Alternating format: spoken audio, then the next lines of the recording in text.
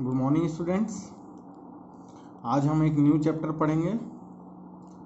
Chapter number 6, steam generators, भाप जनित्र। Steam generators या भाप जनित्र का मतलब है स्टीम जनरेट करने वाले इक्विपमेंट्स के बारे में। तो स्टीम जनरेट करने के लिए बेसिकली सबसे बेस्ट इक्विपमेंट है हमारे पास बॉयलर। आपने पहले भी बॉयलर के बारे में सुना है। अब देखते हैं बॉयलर का क्या डेफिनेशन है। A steam generator or boiler is a closed vessel which is used to generate steam from water by transfer the heat through the combustion of fuel. Means कि by the combustion of fuel, solid fuel हो सकता है, liquid fuel हो सकता है या gaseous fuel हो सकता है, उनकी हीट को ट्रांसफ़र करता है ये वाटर में और उस वाटर से यह निर्माण करता है, मैन्युफैक्चर करता है स्टीम का। ये क्लोज्ड वेसल होता है, ठीक है, एक बंद पात्र होता है जिसमें जल को उष्मा प्रदान करते हैं और उच्च दाब पर भाप का निर्माण करते हैं। ओके, अब भाप का उपयोग कहाँ पर होता है जनरली? तो स्टीम इंजन्स में होता है। कुछ इंजन्स ऐसे होते हैं जो स्टीम से चलते हैं, तो स्टीम इंजन्स में होता है। स्टीम टरबाइंस में भी यूज़ होता है। ओके, अब हम देखते हैं classification of steam generators. Steam generate करने वाले जो डिवाइसेस हैं उनका क्लासिफिकेशन देखते हैं। नंबर 1 है on the basis of axis, आधार अक्ष को मानते हुए। इसमें 3 टाइप हैं। पहला है हॉरिजेंटल बॉयलर जिसे क्षैतिज बॉयलर कहा जाएगा। दूसरा है वर्टिकल बॉयलर जिसे ऊर्ध्वाधर बॉयलर कह सकते हैं। तीसरा है इंक्लाइंड बॉयलर या फिर इसे कहा जाता है हिंदी में आनत बॉयलर कहा जाता है। ठीक है, जैसा एक्सिस होगा, अगर हॉरिजेंटल एक्सिस है तो हॉरिजेंटल बॉयलर, वर्टिकल एक्सिस है तो वर्टिकल बॉयलर, और अगर इंक्लाइंड एक्सिस है तो इंक्लाइंड बॉयलर हो जाएगा। नंबर 2 है on the basis of combustion, means जो दहन की क्रिया है, फ्यूल का जो जलना है, कंबसन होना है, इग्नाइट होना है फ्यूल को, जो उसके बेस पे देखा जाए तो पहला है एक्सटर्नली फायर्ड बॉयलर, बाह्य भट्टी बॉयलर। एक्सटर्नली फायर्ड बॉयलर का मतलब है कि इस बॉयलर में जो भट्टी होगी वो बाहर होगी। ओके, और इसका जो सेकंड टाइप है वो है इंटरनली फायर्ड बॉयलर।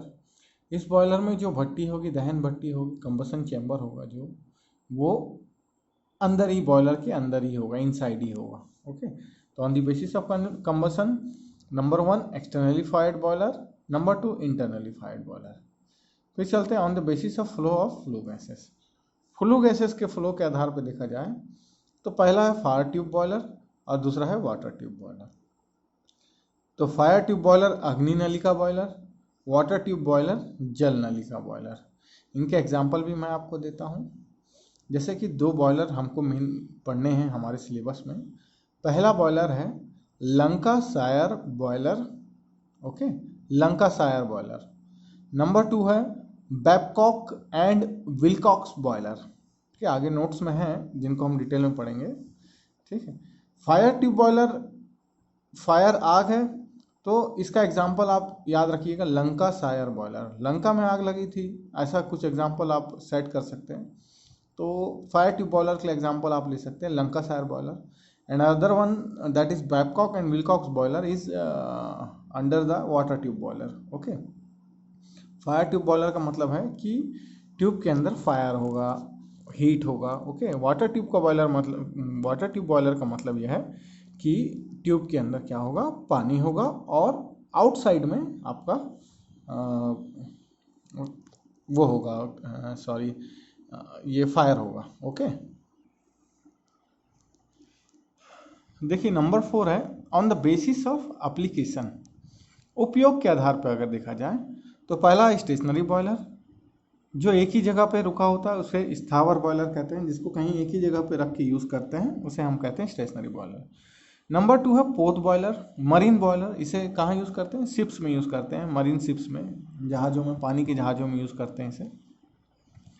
नंबर 3 है भाप इंजन बॉयलर, या इसे लोकोमोटिव बॉयलर भी कहते हैं। इसे लोकोमोटिव में यूज़ किया जाता है, रेलवे के इंजन्स में यूज़ किया जाता है, रेलवे के इंजन्स को लोकोमोटिव कहा जाता है, उसी में यूज़ होता है। नंबर 4 है सुबाह्य बॉयलर, पोर्टेबल बॉयलर। इस बॉयलर को हमको कहीं अगर ले जाना है तो हम उसे ले जा भी सकते हैं, इसीलिए इसका नाम है पोर्टेबल बॉयलर, या जिसे आसानी से बाहर ले जाया जा सकता है उसे हम सुबाह्य बॉयलर भी कह सकते हैं।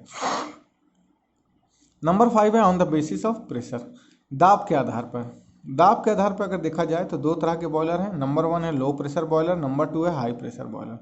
लो प्रेशर बॉयलर का मतलब हुआ कि इस बॉयलर में प्रेशर जो होता है वो निम्न होता है, कम होता है, और हाई प्रेशर बॉयलर में प्रेशर जो होता है वो हाई होता है, ठीक है, उच्च होता है। नंबर 6 है on the basis of number of tubes, boiler में नलिकों की संख्या के आधार पर भी इनका वर्गीकरण होता है, जिसमें से पहला है सिंगल ट्यूब बॉयलर। जिस बॉयलर में एक ही ट्यूब होगा, सिंगल ट्यूब होगा, उसे हम सिंगल ट्यूब बॉयलर कहेंगे। और जिस बॉयलर में एक से अधिक नलिकाएं होंगी उसे हम मल्टी ट्यूब बॉयलर कहेंगे। जिसमें more than 1 number of tube होंगे उसे हम मल्टी ट्यूब बॉयलर कहेंगे। ओके, ये हमने पढ़ा क्लासिफिकेशन। अब हम आते हैं हमारे मेन जो दो बॉयलर्स हैं उनको हम पढ़ेंगे। जैसे कि पहला बॉयलर है हमारे पास बैबकॉक एंड विलकॉक्स बॉयलर। देखते हैं इस बॉयलर के बारे में। It is a water tube boiler used in steam power plants. In this water is circulated inside the tubes and hot gases flow over the tubes. यह एक water tube boiler है, ठीक, जो कि स्टीम पावर प्लांट्स में use होता है। और इसमें जो पानी होता है वो वाटर ट्यूब है तो ट्यूब के अंदर होता है। इसके अलावा जो फायर होता है या हॉट गैसेस होती है जिनसे हम पानी को गर्म करते हैं वो ट्यूब के बाहर होते हैं। इसका कंस्ट्रक्शन देखते हैं पहले। This boiler consist steam and water drum boiler shell. देखिए, बॉयलर का एक सेल होता है जिसे हम बॉयलर सेल कहते हैं, या इसे हम स्टीम एंड वाटर ड्रम भी कहते हैं। One half of the drum which is horizontal is filled up. ठीक है, मेन जो बॉयलर का जो ड्रम होता है, सेल होता है, उसके आधे में हम क्या करते हैं, पानी भर लेते हैं with and steam remains on other half. और दूसरे आधे पोर्शन में क्या होता है, इस पानी से स्टीम का जनरेशन होता है। यह लगभग 8 मीटर लंबा होता है।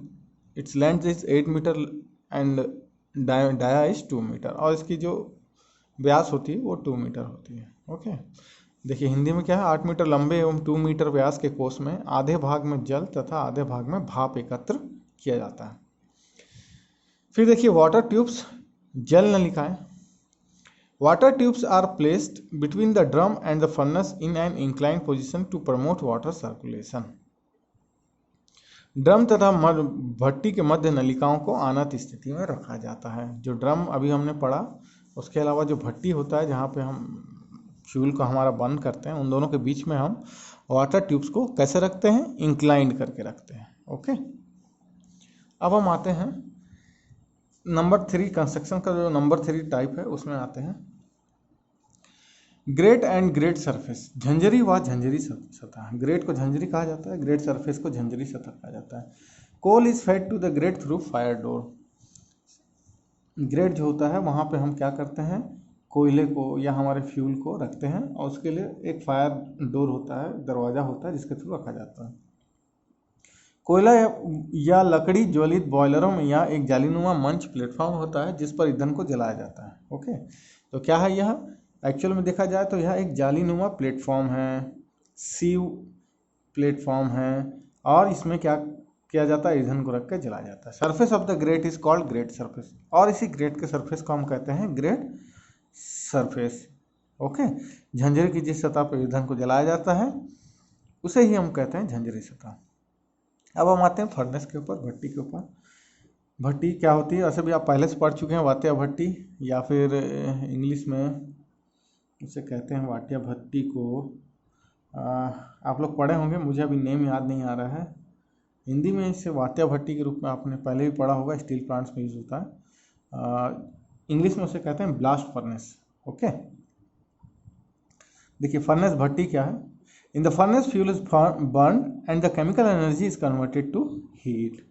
फर्नेस में फ्यूल को बर्न किया जाता है और फ्यूल की केमिकल एनर्जी को से हीट कन्वर्ट किया जाता है। यह बॉयलर का मुख्य भाग है जहां ईंधन को जलाकर उसकी रासायनिक ऊर्जा को ऊष्मा में परिवर्तित किया जाता है। फिर आते हैं हम बैफल्स के ऊपर। बैफल्स का अवस्थापक कहा जाता है, व्यवस्था जमाने में काम आता है। Baffles are made of fire which use to support boiler shell. Boiler का जो सेल होता है उसको सपोर्ट देने के लिए बैफल्स को फायर ब्रिक से बनाया जाता है। ठीक है, ईंटों से बने अवस्थापक पर बॉयलर को उसको अवस्थित किया जाता है। फिर water space and steam space, जल स्थान व भाप स्थान। The volume occupied by water called water space and the space between water space and pipes is called steam space. कोश के जिस आयतन पर जल भरा होता है उसे जल स्थान कहते हैं। जल स्थान एवं नलिकाओं के मध्य रिक्त स्थान पर भाप एकत्रित होता है उसे भाप स्थान कहते हैं। ओके, माउंटिंग्स आरूपिकाएं। The elements which is essential to run the boiler is called mounting. Okay, ऐसी माउंटिंग्स का मतलब हुआ कि the elements which is essential to run the boiler is called mounting. These are fix to the boiler for better efficiency of boiler. Boiler में की better efficiency के लिए हम उसमें कुछ माउंटिंग्स लगाते हैं। ये एसेंशियल चीज़ें होती है जिनके बिना बॉयलर्स को नहीं चलाया जाता है। ओके, जैसे एग्जांपल के लिए प्रेशर गेज, जिससे हमको प्रेशर पता चलता है।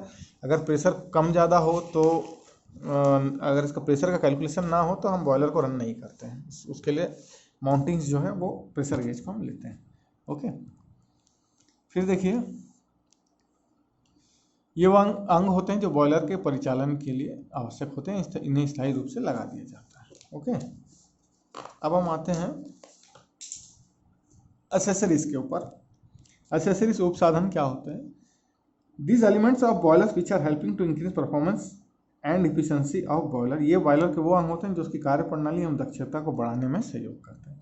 यह जरूरी तो नहीं होते हैं ये इक्विपमेंट्स, पर इससे बॉयलर के इफिशिएंसी को बढ़ाया जाता है। अब देखिए ये है हमारा आज का बैबकॉक एंड विल्कॉक्स बॉयलर का डायग्राम। इसको आप ध्यान से देख लीजिए। देखिए ये जो पोर्शन है, यही है आपका बॉयलर ड्रम। इसके आधे हिस्से पे क्या है? Half of the portion is filled by water, यहाँ लिखा हुआ है वाटर। और आधे हिस्से पे क्या है? आधे हिस्से पे हमारा स्टीम जनरेशन होता है। ओके, उसके अलावा देखिए ये क्या है? ये है बैफल प्लेट्स, सपोर्ट देते हैं सेल्स को। ओके, ये क्या है? ये इंक्लाइंड प्लेट्स हैं, सॉरी इंक्लाइंड ट्यूब्स हैं, ये लिखा हुआ ट्यूब्स, और इन्हीं के अंदर क्या होता है? पानी होता है। अब यहाँ ये है आपका ग्रेट एंड ग्रेट सरफेस, जहाँ पे हम क्या कर रहे हैं?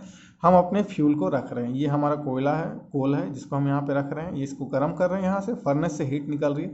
ये हीट फिर कहाँ जा रही है? ये जो ट्यूब्स में जो वाटर है इनके द्वारा कंज्यूम होती है, और ये इसी तरह से घूमते रहता है।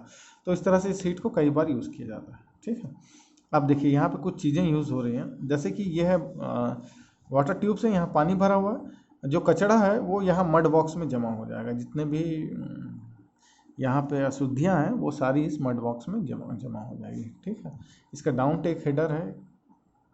ठीक है, जो लोअर साइड है उसको डाउन टेक हेडर कह दिया गया है। अब देखिए यहाँ पे ये बेस है, ये कॉलम है, ये रनर है हमारा, ये बीच में है हमारा सुपर हीटर।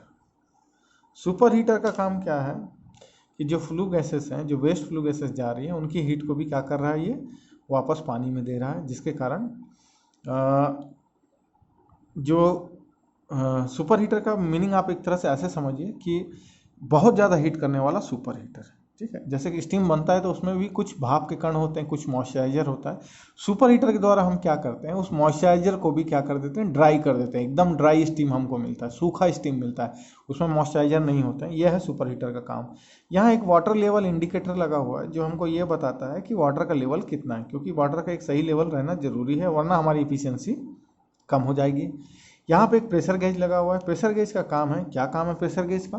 प्रेशर गेज का काम यह है कि जैसे ही प्रेशर हम मेज़र कर सकते हैं, तो जो भी इनसाइड द सेल, ये जो सेल है इसमें कितना प्रेशर तक के लिए इसका लिमिटेशन है, अगर उतने तक पहुंच जाता है तो फिर हम अपना जो प्रेशर है बॉयलर का उसको रिड्यूस करते हैं through safety valve. Okay, safety valve के थ्रू हम करते हैं।